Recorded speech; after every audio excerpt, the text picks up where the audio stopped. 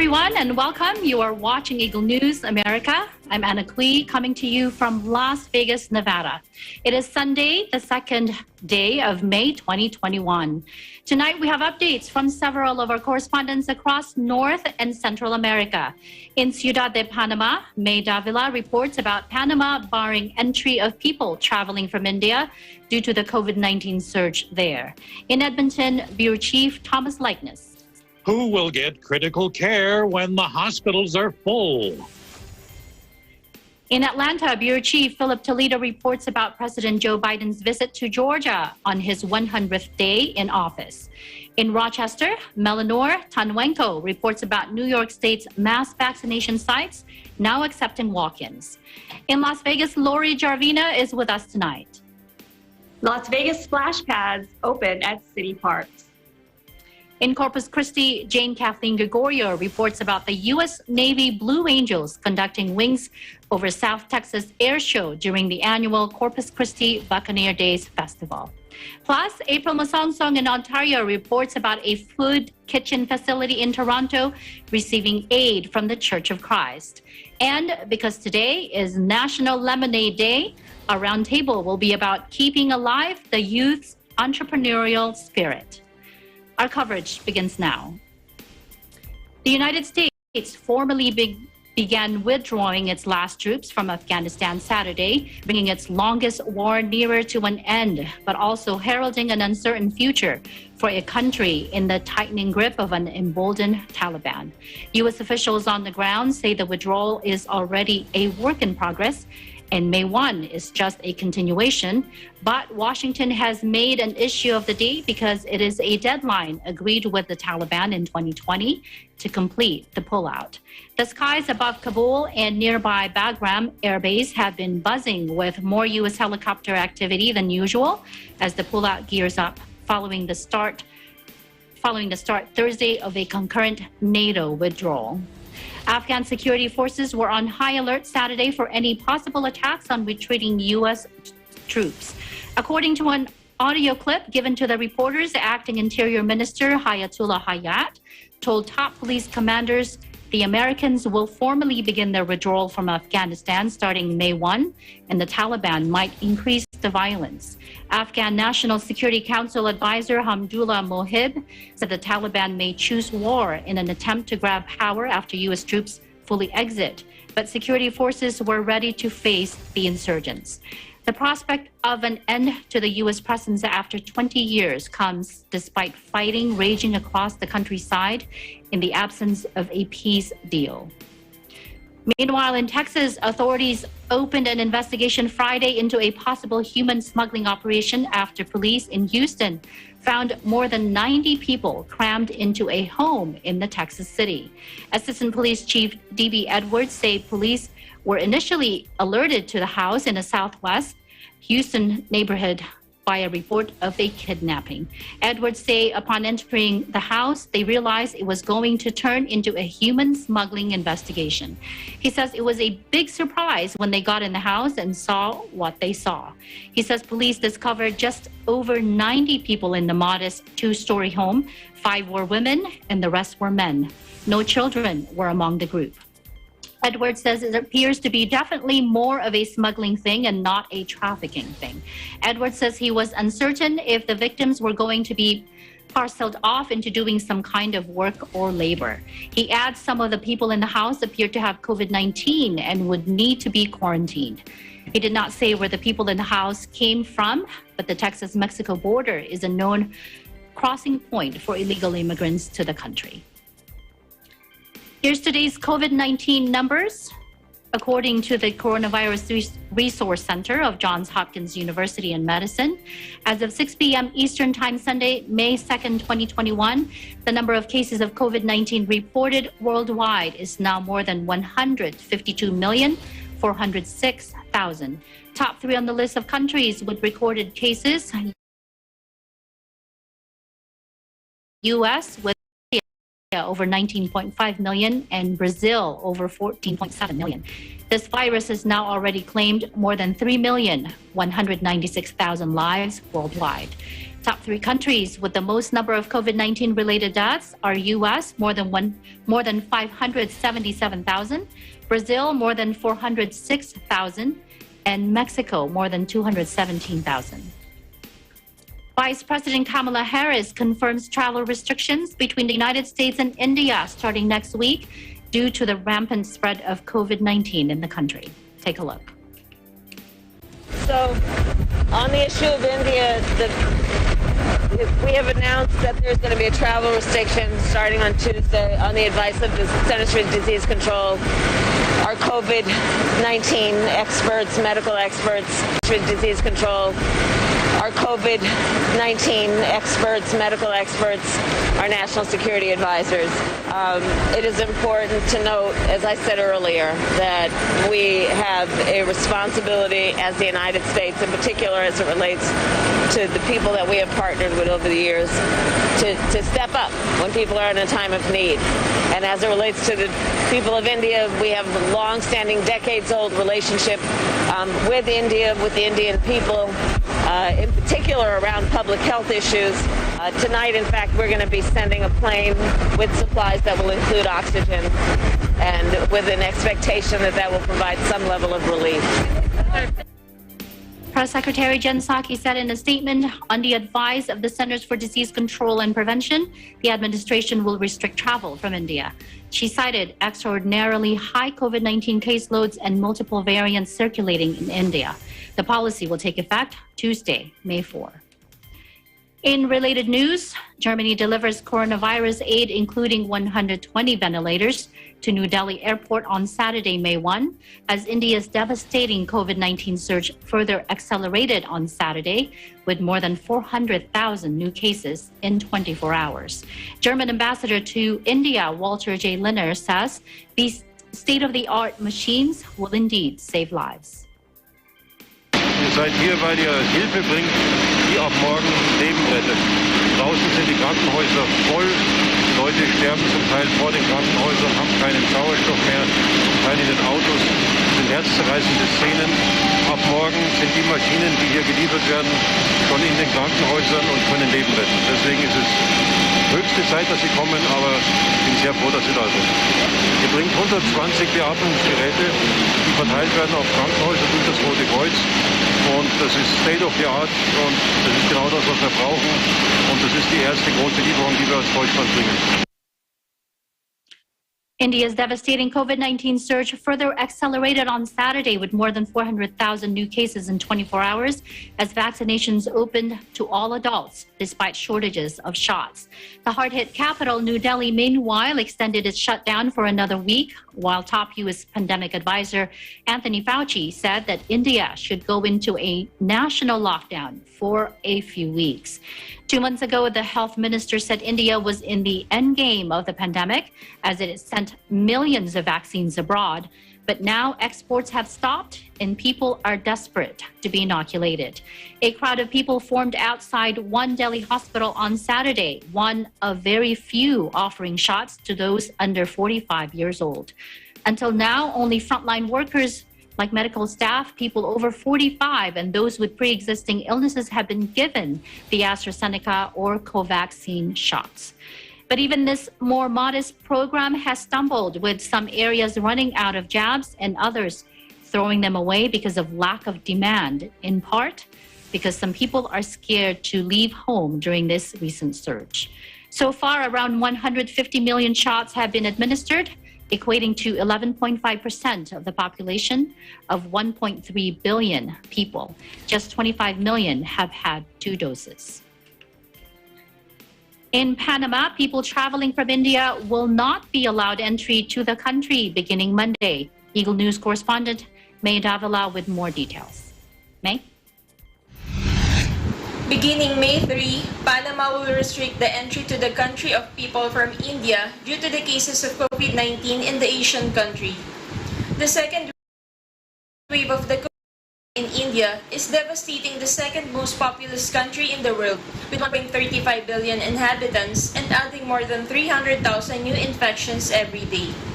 The Minister of Health, Luis Francisco Sucre, reported that the entry restriction measures for travelers from India will be the same as those being applied to South American countries. As of May 3, the same measures will be applied to restrict entry to the country for all people who come from India or have stayed in this country in the last 15 days. Currently, the health authorities of Panama have established restrictions on travelers from South America due to the Brazilian variant of COVID-19. This travel negative antigen test with them a maximum of 48 hours before their arrival, and upon arrival in the country, a PCR or antigen test must be carried out at their own expense prior to their immigration entry.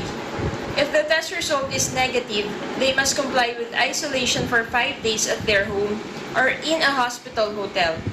However, if the test result is positive, an RT-PCR test must be performed, an analysis typing test, and comply with the quarantine for 14 days in a hospital hotel for COVID-19 travelers. Desde Ciudad Panama, May Davila, Eagle News. Vivimos en tiempos interesantes. Thank you, May, for your report. Up next, updates from Alberta and Georgia. Eagle News America continues.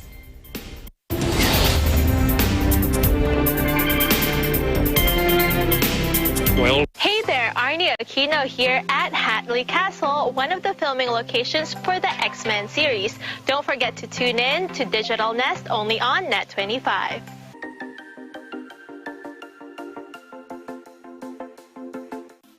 Factual, We have to defeat the virus everywhere.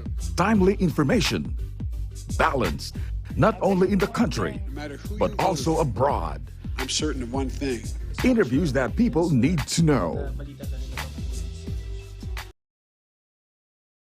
What?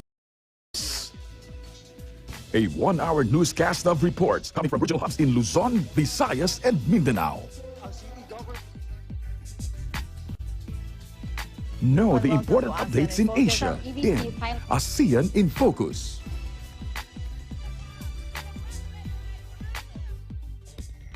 Track the latest stories in the provinces in Aguila Provincia. Tune into Mata ng Aguila, the evening primetime news program of Net 25. Balanced and objective, Mata ng Aguila covers national and international issues, tackles news on business, health, science, and technology, entertainment, sports and human interest features, and current events. And Eagle News International delivers the latest global reports, impartial, accessible, and up-to-date. It brings to fore EBC's rich international scope and access to valuable information streams. Well, thank you to thank our help outdoor. Catch these programs on Net 25. You can also watch our news programs through eaglenews.ph and Eagle News Facebook page and YouTube channel.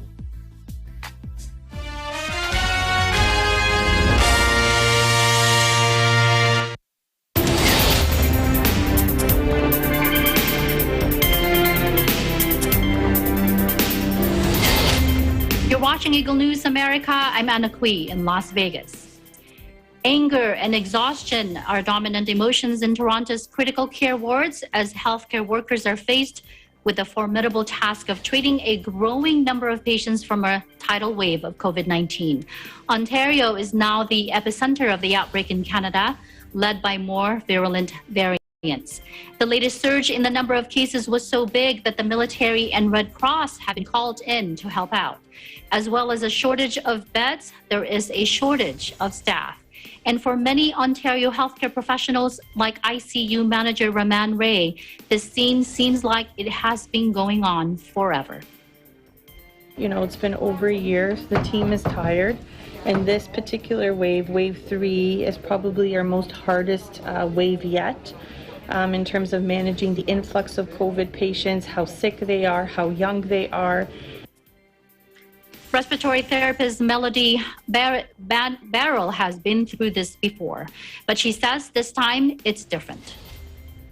I went through SARS, but this is just dragging on and on and on and on. So this is not like anything I've ever seen before. No. I know we're intubating several times a day, every day in this hospital. What's it like to work in this environment day after day with the patients, the machines, staffing rushing about? Nurse Sarah Benavides craves some quiet time. It's a noisy environment, you know, there's always something beeping. So it's nice actually to get into the car and just drive quietly and try to reset my mind so that when I go into the house, I'm not carrying everything in. Banani is also frustrated with how the pandemic has been managed in Ontario. She feels let down by the province's effort to tame the virus. Certainly when I listen to the epidemiologists, physicians, public health nurses around the world who have seen better results, it seems, I think we probably as a province could have taken a better approach. And sometimes it's the patients who frustrate the staff. Dr. Jamie Spiegelman says it hurts to see patients who could have avoided serious complications and a stay in critical care. When I see a patient come in who's 70 years old or 60 years old who could have got vaccinated a month ago but chose not to, which we've had a couple of patients like that, and now we're on a ventilator, that's really a letdown, right? Despite all of that, these professionals will be back on the job tomorrow and for days after that as the province struggles with increasing case numbers. And just as the pandemic is lingering on, so are the frustrations, the anger, and the tiredness these people feel. Bureau Chief Thomas Likeness tells us tonight who gets critical care once hospitals reach full capacity. Thomas? Thanks, Shanna. Well, we just listened to that report of yours about the people who work in ICU. We heard their frustrations and so on. I'm going to talk now about another grim task that healthcare professionals hope they never have to patients to determine who will get life-saving care when there are limited resources. Hospitals and critical care units in 2 of Canada's hardest hit provinces are reaching capacity. You told us about one, Anna, in Ontario. COVID variants are infecting people at record levels, not only in Ontario, but here in my province in Alberta. Now, these 2 provinces have released publicly their triage plans. In Ontario, patients are assigned one of 4 colors: red, purple, yellow, or green. This color will indicate their likelihood of surviving for 1 year. Red patients have the lowest chance of survival at less than 20%. Green patients have a 70% chance or greater of living another 12 months. The survival chances of the other 2 colors are in between. Now, under this system, when there's a limited number of ICU beds, you have 5 patients show up for 3 system. Green patients are the first in line, then yellow, then purple, then red. Alberta has a plan as well. It's somewhat different. I had a chance to go through the document today. It's 51 pages.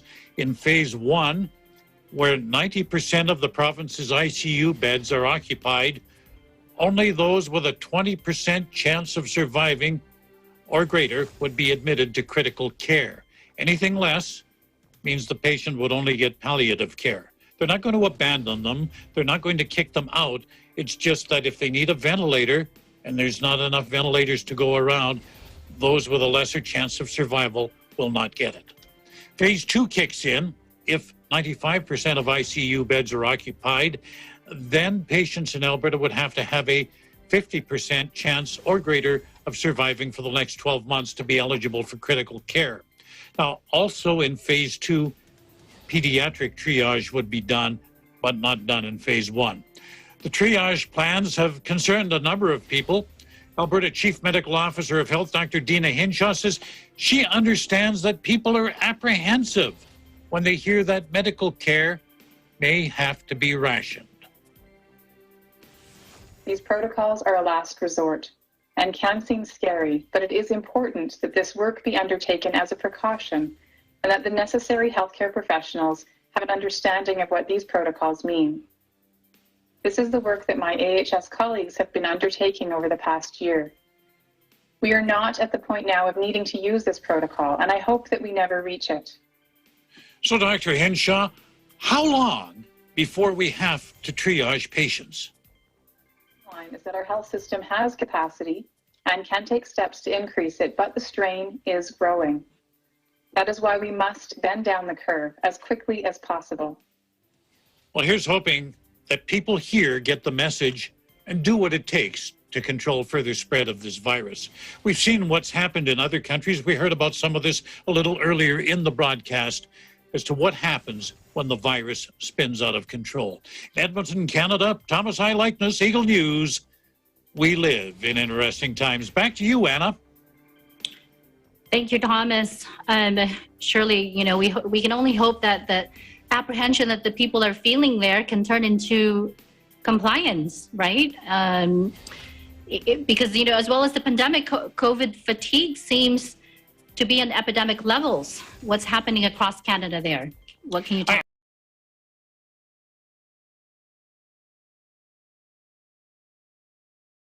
I think, well, and across the country, the largest one in Quebec, in the city of Montreal, tens of thousands of people, if you can believe it. There's a stay-at-home order there, but tens of thousands violated that. Turned out yesterday to rally against restrictions. Media reports put the crowd at 30,000. Reports indicate there were some arrests as the march got underway. You know, obviously police can't arrest or ticket everyone. There's not enough jail cells in the country to lock up 30,000 people. But the strategy now is to go after the organizer, because if you get the organizers, hopefully without leaders, the crowds will begin to disperse. And I've actually seen this happen at some very violent labor disputes where they'll pick out the ringleaders and gradually the others will disperse. But these people that were protesting in Montreal and elsewhere in Canada, they've just got a laundry list of complaints: mask laws, curfews, vaccine passports, and then, of course, the gatherings provide a platform for the conspiracy nuts and the anti-vaxxers. There were similar but smaller rallies staged across Canada, like I said, all weekend. And what it indicates is people are just tired of being told what they can't do. And there's no easy answer to this, but consider the alternative. Consider the alternative. Absolutely. If you don't adhere, if you don't adhere, it might be a short stay in critical care, followed by a long stay in a grave. And that message seems to be lost on a lot of people, Anna. I can't even I don't even understand, right? It's hard to understand what they could be in their minds. Hopefully that many people will show up for vaccination, Thomas. Well, tell us about your vaccination program there. Yeah, we've had another snag in it. It seems like one step forward and two steps back. Now, last week, we received a shipment of 300,000 doses of the single-dose Johnson & Johnson vaccine. That was the good news. The bad news? It came from that plant in Maryland that botched the 15 million doses bound for the American market. So as a precaution, Health Canada has halted distribution of this vaccine until it's determined that none of the doses are tainted. And this is holding up the vaccine drive in Alberta because we've got two really big hotspots with the highest rates in Canada. And they were going to take the province's allotment and send all of it to these two COVID hotspots, get people vaccinated and hopefully get some immunity into that community. Now they're scrambling to find alternate sources of vaccine. Anna? And do you also have the Pfizer vaccine there now, Thomas? Oh, yes. Yeah. And we've got more Pfizer coming in. Actually, Pfizer is stepped up their shipments to Canada. And they're probably the dominant one. My wife, as a matter of fact, is to get hers next week. I've had mine already. But yeah, Pfizer is up there. Moderna, we're not getting so much, but Moderna has worldwide had a lot of problem. AstraZeneca, it's anybody's guess. I know there's a big supply of it down there in the United States. The question is... But are not being used. Yeah, it's not being used, but where is it going to go? And I've got to say, even though we need it up here, it should go to the India subcontinent because, quite frankly, we're in a little bit of shape. Yes, we're in a little bit of absolutely. India can definitely can use all the help. And that's really hurt us and a number of other countries as well, because we heard earlier in the broadcast, India supplies such a huge portion of the world's vaccines, not only for COVID, but for everything else, something like 60%. 60%. They're just a huge manufacturer of vaccine. So I would imagine now that they've stopped exports, it's going to change the strategy for a number of countries. Anna? Yes, absolutely, Thomas. Well, thank you for your report. Always appreciate your updates there. And we'll talk to you at the end of the show, Thomas, during our roundtable. I can't wait to hear what you have to say. Okay, and take care, Anna. President Joe Biden, on his 100th day in office, swung by the state of Georgia. In Atlanta, Bureau Chief Philip Toledo files this report. Thanks. Last week, President Joe Biden made a visit to Georgia as he hit 100 days in office. The president joined a drive-in rally in Duluth, about 30 minutes north of Atlanta, fresh off of his 100-day address to the Congress the previous night. His message was focused on touting his American jobs and family plans that the Biden administration says will do once-in-a-generation investments in families, kids, and infrastructure, as well as promoting his success in the first 100 days, stating, "America is on the move again." So, folks, it's only been 100 days, but I have to tell you, I've never been more optimistic about the future in America. America's on the move again. We're choosing hope over fear, truth over lies, light over darkness. And we're working. We're working again. We're dreaming again. We're discovering again. And we're leading the world again. And you're proving democracy can deliver for the people. Georgia has seen a lot of attention recently. For the first time in several years, the Democratic presidential candidate won the state, and then Democratic candidates for Senate seats upset the Republican incumbents, giving President Biden a slim legislative edge. Biden's visit also gave him, the oldest sitting president, a chance to meet with his longtime friend and oldest surviving former president, Jimmy Carter. Joe and I had the chance to see our friends. We just saw them, President and former First Lady Carter. And they are such a powerful reminder that serving our country isn't limited to the office you hold. The Carters continue their work, making our country stronger every day, and we are grateful and honored for their friendship. The Carters were unable to attend Biden's inauguration, and the White House official stated that this meetup was part of a promise from the president to catch up with them after. Now for a quick COVID-19 update. Most state-imposed restrictions are gone, and now up to individual cities and/or businesses to determine what works best. The total case count sits at just under 900,000, with almost 18,000 confirmed related deaths. New cases have been trending fairly steady over the past couple of weeks, with an average between 1,100 to 1,300 new cases per day. 2.6 million, or 25% of Georgians, are now fully vaccinated. In Atlanta, Georgia, Philip Toledo, Eagle News. We live in interesting times. Back to you. Thank you, Philip, for your update. Still to come, a report from New York, Nevada, and Texas. This is Eagle News America.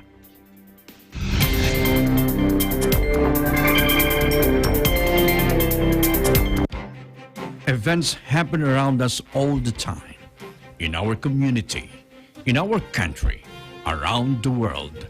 Events that affect people, move communities, or simply inspire us. Interesting events that people need to know. In these interesting times, we continue to be a competent partner in delivering news about these events. Fast, accurate, balanced. Eagle News, because we live in interesting times.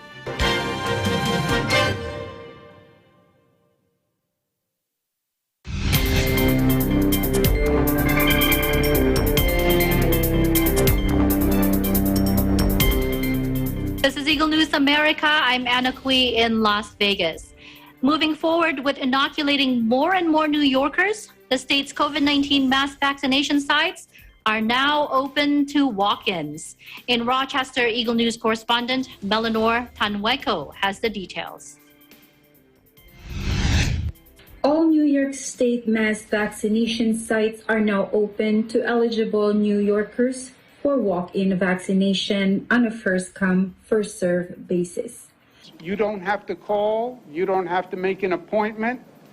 All New Yorkers 16 plus just come in to a mass vaccination site on Thursday and you are eligible for a vaccine.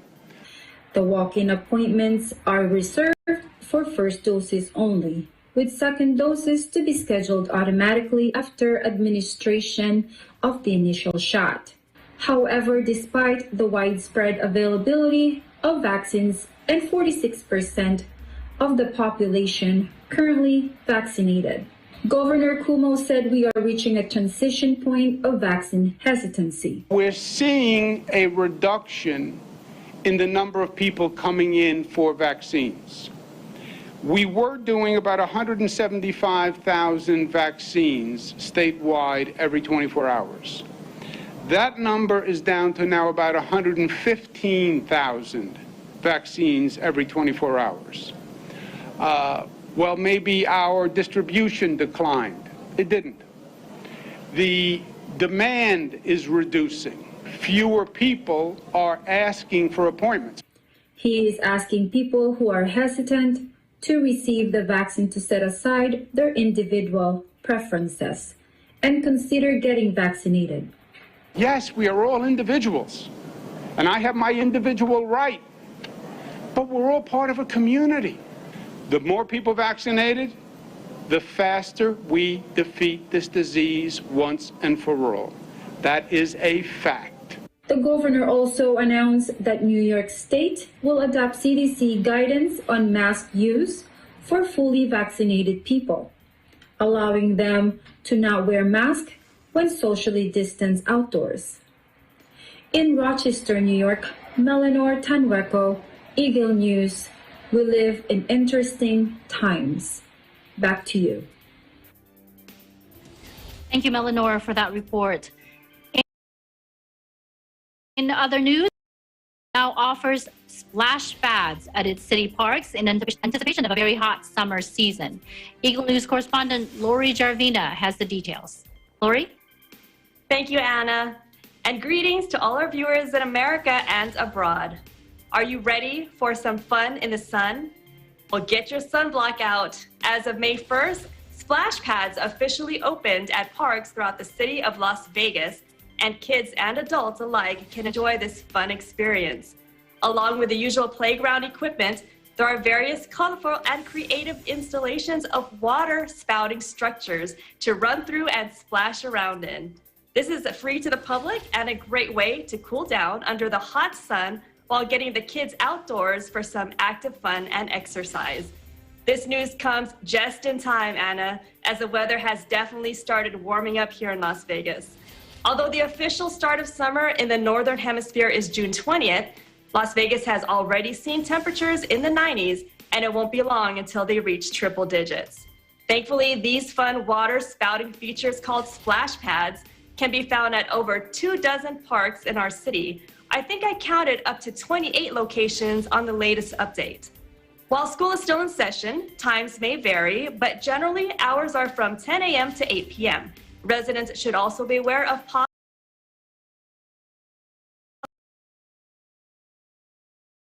crowds be in demand since local pools won't be opening up until Memorial Day for swimming to the public. Speaking of crowds, Anna, I'm feeling more and more comfortable going out in public again. While I am personally feeling more optimistic, we here in Nevada are definitely seeing a boost of increased vaccinations.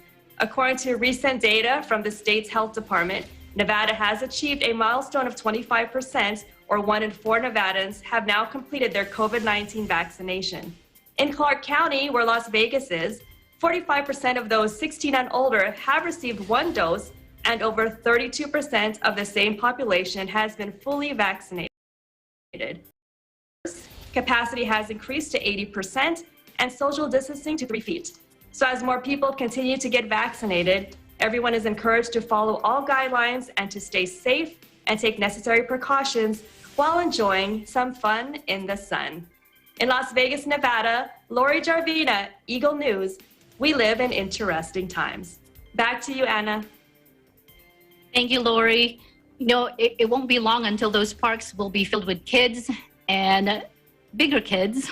I'm not gonna lie, I've tried those those water sprouts before, especially now, right? It's warming up here in Las Vegas. Now, besides taking your kids to the park, can you tell us what other outdoor activities do you enjoy?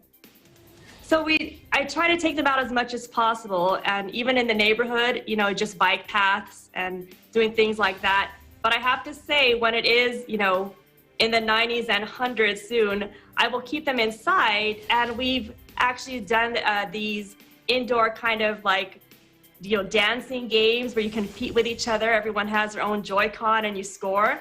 And it is funny because my daughter and I try to copy those dances. But surprisingly, my sons are very good at doing some of these, although they may not admit it, but they're very competitive. So yes, they will definitely be grooving with some of those songs. And then, you know, even videos are just really easy to find on YouTube to do yoga or, you know, just any 30-minute kind of activity. I definitely want to get them away from just sitting down and staring at a computer or an iPad. So any kind of activity, but outdoors is preferable. So yes, the splash pads, I don't remember having splash pads in other places I've lived. So here in Las Vegas, that's definitely something that we're enjoying right now. Yes, I mean, especially in the summer, the kids really enjoy those. Now, you mentioned school is still in session, but only for another month or so now. How are you feeling about the next school year? What are the school districts saying about going back to school full time for the students? So for the rest of this school year, we all had the option to go in person or stay at home. I gave my kids a choice and they decided to stay home, which actually, thankfully, I preferred that myself too. But for next year, the school district did say, unless you have a really pressing reason to stay home, they encourage everyone to go back to the school. So I pretty much think it's going to be 100% in person. I'm feeling better. As I stated earlier, a little more confident going out now. In fact, at the park with the kids in the splash pads today, it's not even a mask wearing kind of environment anymore. So I feel better. I still feel, you know, a little nervous, but it seems to be improving, and maybe the school systems, you know, by then will be even better. So I'm optimistic, Anna. Yes, yeah, we're hoping that our vaccination rate will continue. I mean, we did hear of a slowdown here, but hopefully, as we, you know, reported, come June 1, they're hoping to open up fully here, but only if we reach 60% of, you know, of the population being vaccinated. So more to come, Lori. Thank you for your update, and we'll stick around for our roundtable discussion in a little bit here. Thank you, Anna. Now let's head over to the Lone Star State. The U.S. Navy Blue Angels flew over Texas during the annual Corpus Christi Buccaneer Days Festival. Bureau Chief Jane Kathleen Gregorio gives us a glimpse. Thank you, and howdy from the Lone Star State. We're here today in Corpus Christi, where crowds have gathered for the much-anticipated annual festival, Buccaneer Days, also known as Buck Days. Since 1938, the Buccaneer Days Festival has been annually staged by the Buccaneer Commission, a nonprofit organization. The event supports bringing entertainment, education, and cultural events to the coastal bend. Proceeds from Buck Days are awarded to students as college scholarships. The festival is held on the Corpus Christi Bayfront in the spring and has something for everyone: a rodeo, a carnival, and 2 parades. For the first time in history, the U.S. Navy Blue Angels Air Show Wings over Texas is being held in conjunction with Buck Days. The Corpus Christi Bayfront was lined with thousands of people and cars as families enjoyed the sunny weather while keeping an eye on the sky. Look at those big aircraft. We're from Chicago. We've been here about 3 years now, but the first couple Buck days we weren't able to attend, obviously, last year. And who did you bring with you today? My parents, my aunt, and my kids friends. And so how does it feel being back out here after all of the lockdowns, the quarantines, the stay at home? It feels great. I mean, we're still kind of, away from everybody a little bit, but it's nice to be out in the public and be able to do this with our friends and our family again. So we're here visiting the air show, just, looking for some fun, exciting things to see and things to do and get the kids out and get to experience everything that they've never been to an air show before, so this is their first one.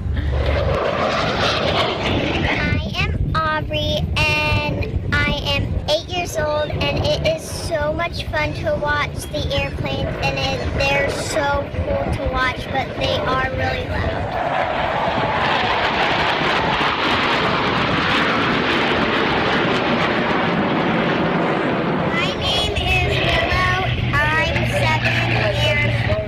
It's just really exciting and cool and happy to see these airplanes.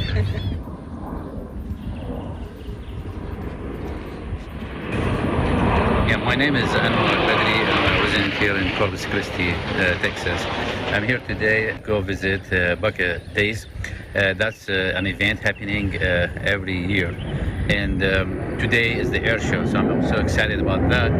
They're gonna start soon.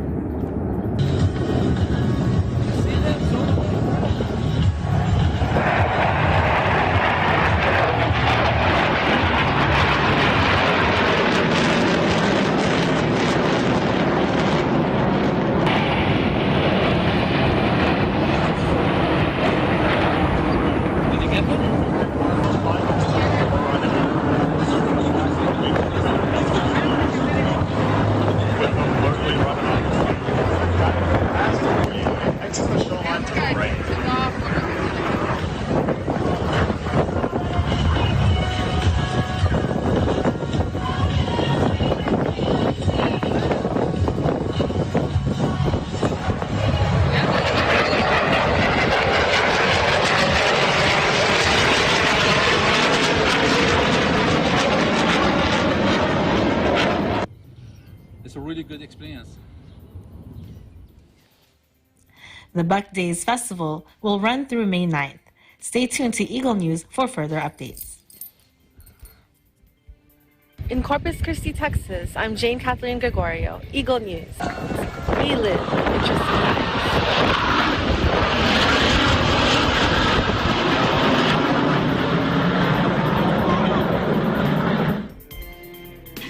Thank you, Kathleen. Those were great shots of those Blue Angels flying in the skies there.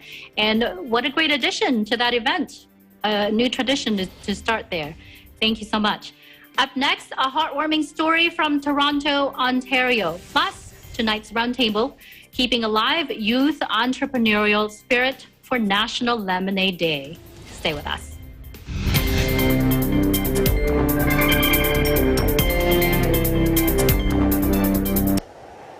Innovation, digital disruption, globalization. Startups, micro, small, and medium enterprises, as well as large corporations, all face interesting challenges in the market today. Peek into the world of exciting opportunities and partnerships to drive growth with the information. We are open for business. Your weekly dose of entrepreneurial inspiration to update you on the latest developments in the world of business. Get up close and personal with CEOs and thought leaders to help you discover valuable insights, sharpen your instincts for smart decision making with the latest markets and economic trends, disruptive ideas, global innovation, social entrepreneurship, and other leading-edge business ideas. Join the conversations to create a more vibrant environment for entrepreneurship. Catch Open for Business, from vision to action.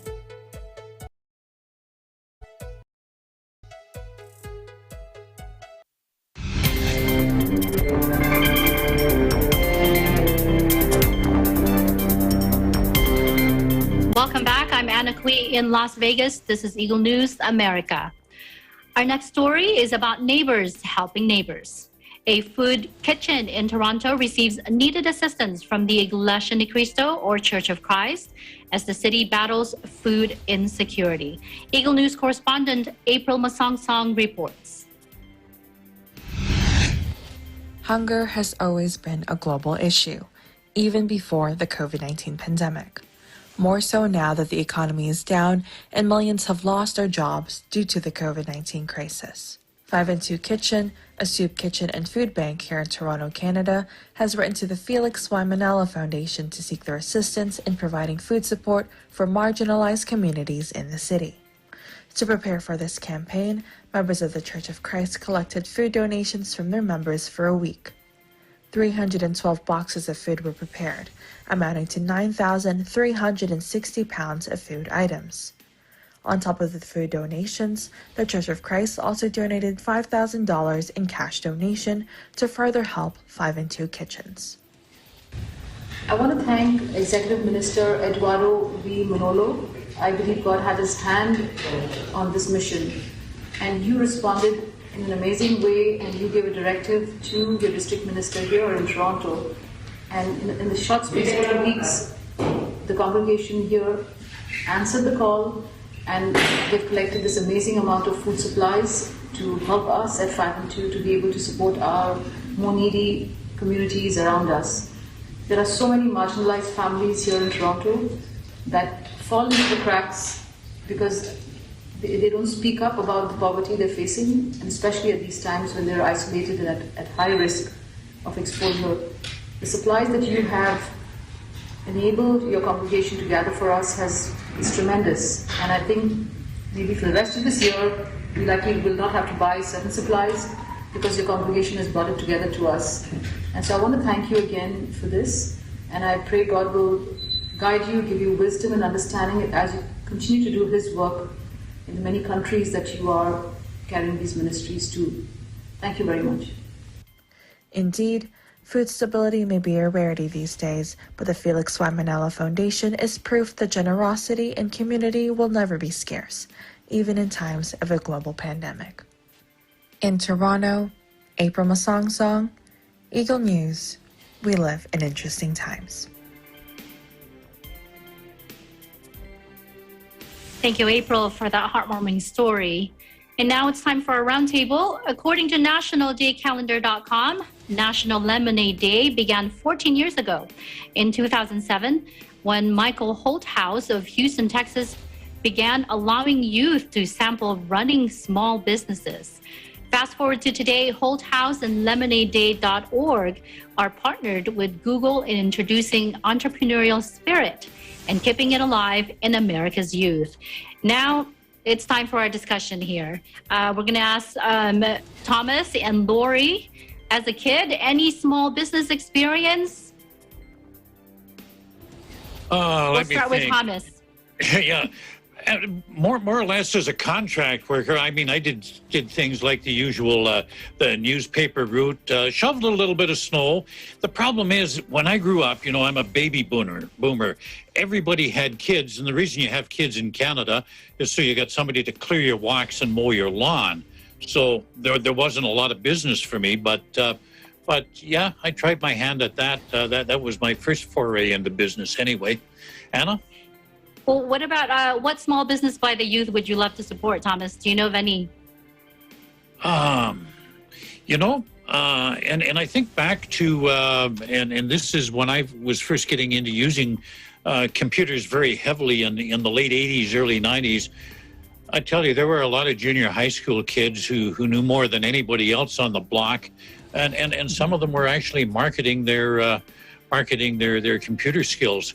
So certainly that would be something. I don't know what the demand would be like for it now. Actually, a friend of mine, when I was in university, he was about 18 years old, and he was just very adept, very self-taught. And this is back in the days of punch cards.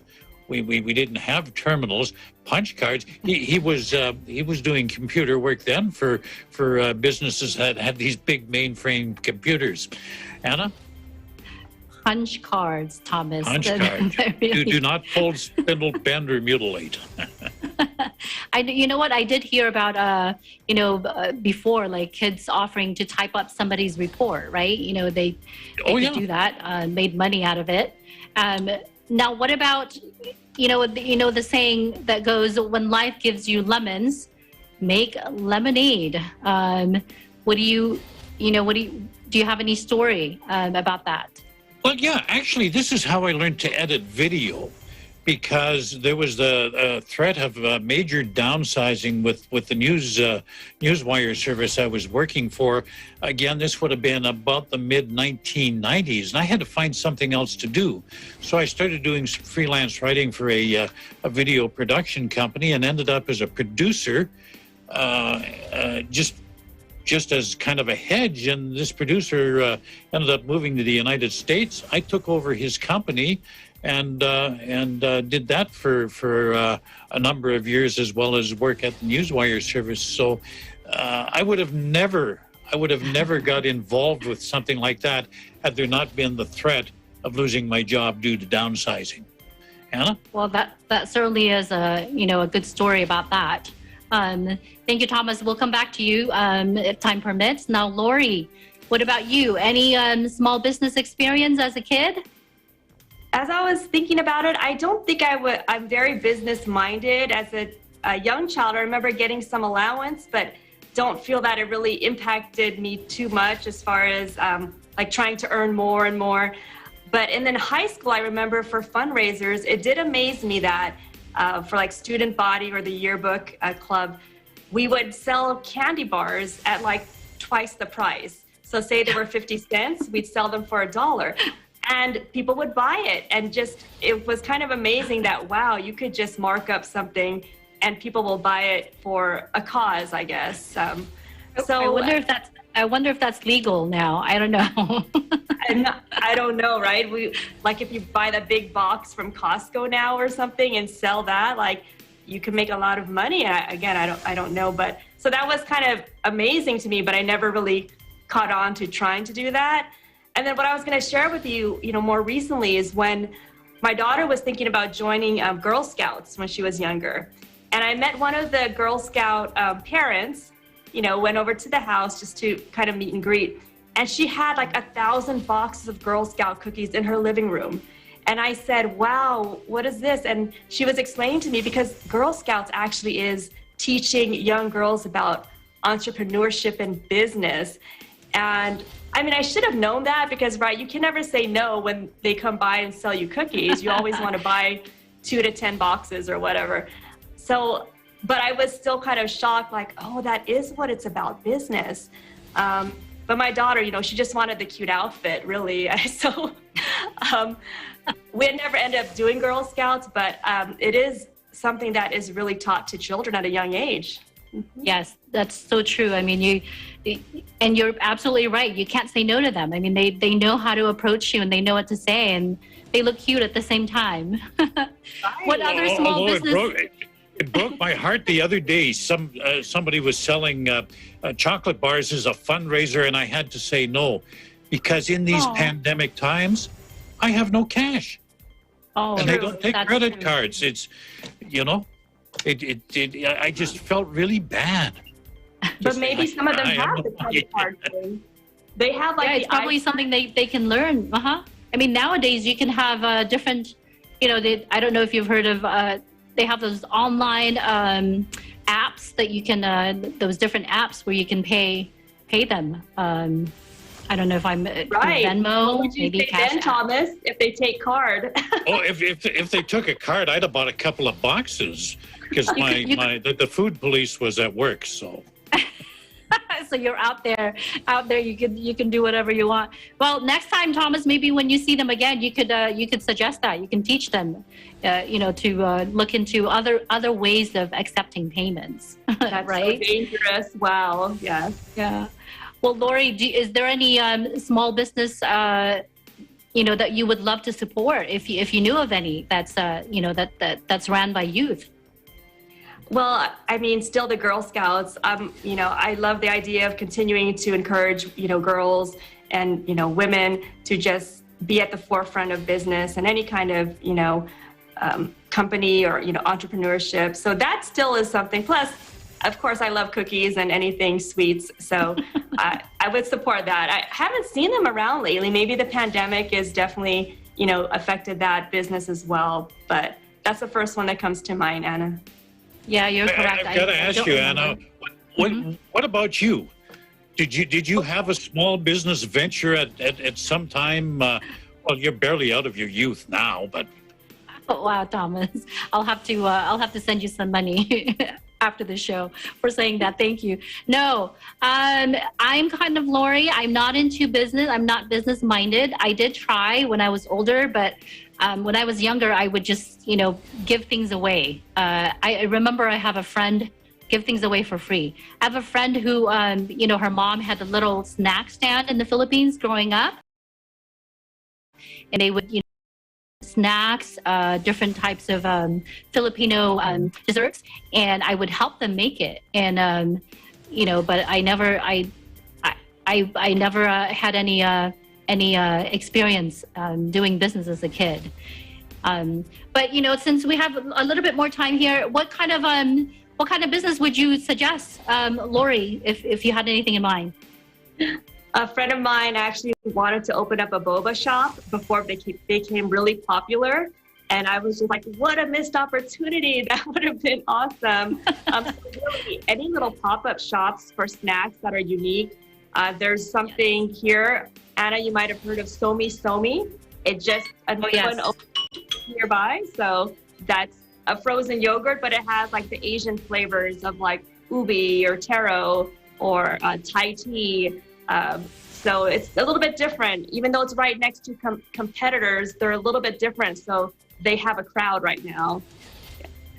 Right. Well, thank you, Lori and Thomas, for talking to us during this roundtable. Now it's time to thank our frontliners, the first responders, essential workers, and our young entrepreneurs with a much-deserved round of applause. We appreciate you for all that you do. And that is today's Eagle News America. Thank you for joining us. I'm Anna Kui, and we live in interesting times.